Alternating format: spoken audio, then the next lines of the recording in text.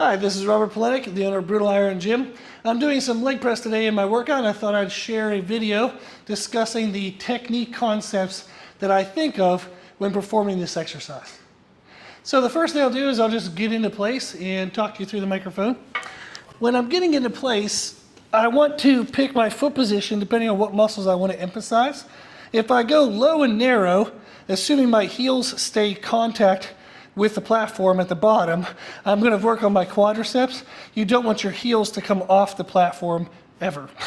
So low, assuming you can still create heel pressure, is going to be mostly quadriceps.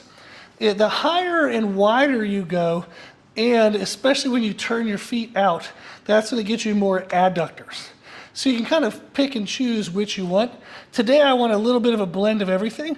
So I'm going to split the difference and put my feet in the middle. This platform only has a kind of a top edge and a bottom edge. So I'm just going to split the difference. I'm going to be creating pressure through my heel and the balls of my feet equally. There's not really going to be anything in the arch of my feet, but that's okay. So once I have this position, what I think of first is I want to externally rotate my knees just a little bit.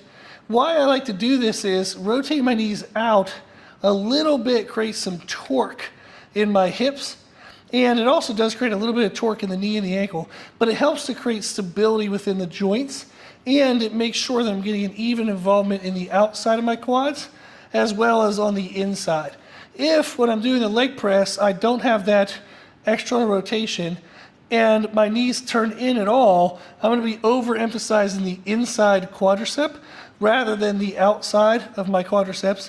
So I want to rotate a little bit, get a little bit of torque to feel strong and stable in the joints, and to get a better even involvement between the outside and the inside.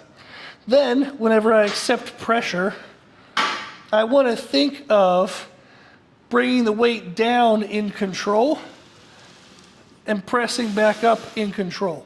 I don't want to use momentum in this movement. I want it to feel controlled at all times.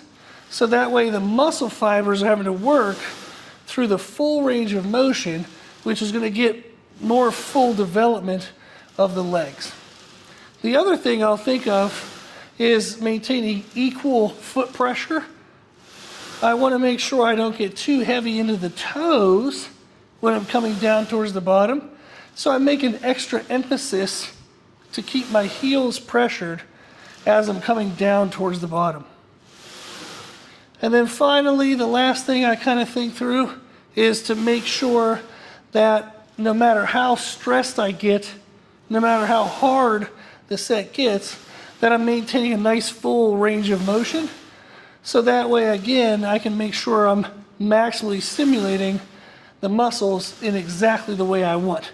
I'm not going to miss out on developing the weakest fibers because I start to avoid those fibers when I get fatigued and tired.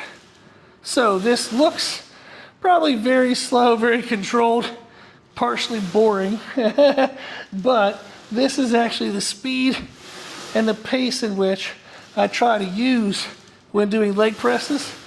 You want to remember that the point of the movement is to challenge the muscles, not just to load the machine as heavy as possible.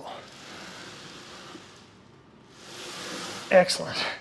Then when I'm done, I'll just rack it up, take a breath or two if I need it, and then I'll get up and out. Okay, so that was a lot of tips, a lot of words, but that's what I think of when I'm doing leg press, so that way I can maximize the stimulus, the adaptations, the outcome of the exercise, rather than just how many plates I can load on the thing. So give those tips a try. I hope they help, and thank you for watching.